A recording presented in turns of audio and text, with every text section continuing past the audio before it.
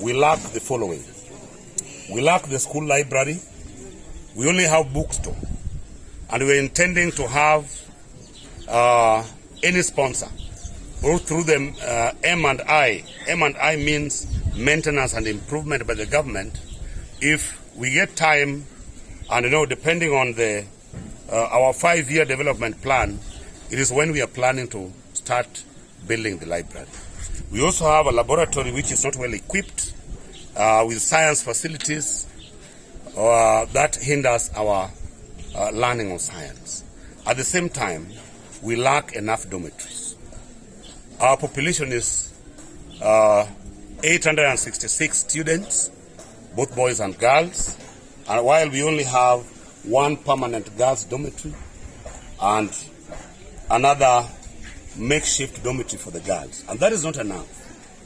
On the boys' side, we also have one permanent dormitory for the boys, two, of which one is being used as a classroom because we don't have enough classrooms.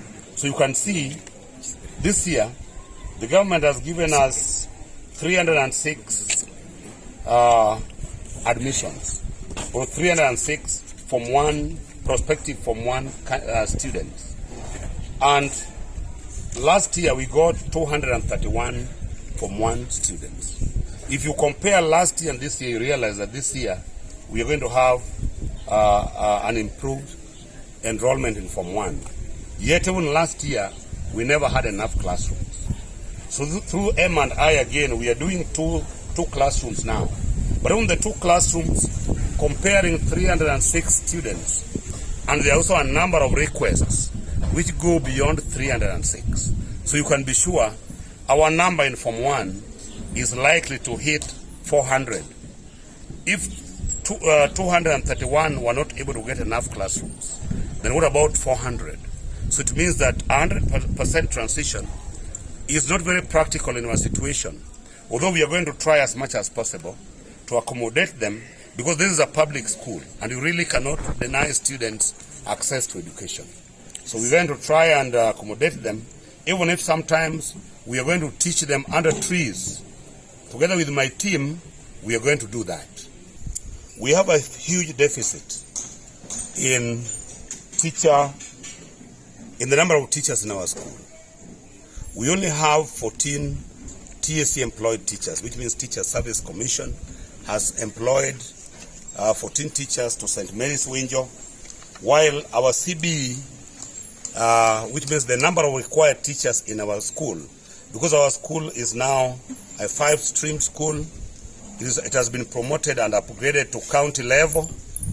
In the past we have been a sub-county school, but now we're a county school with 5 streams. And the CBE for 5 streams, the number of teachers required is supposed to be 45. So you can see if we were to go by that number, then it means that we have a deficit of 31 teachers. So 31 against 14. There's a huge deficit. And we have been forced as a school to employ a number of teachers, about 20. If you add 20 to 14, that means we still have 34. And some of our teachers teach as high as over 28 lessons, about 35 lessons per week, which is not recommended by the government, which means that they are too overloaded to the extent that they cannot deliver the content effectively.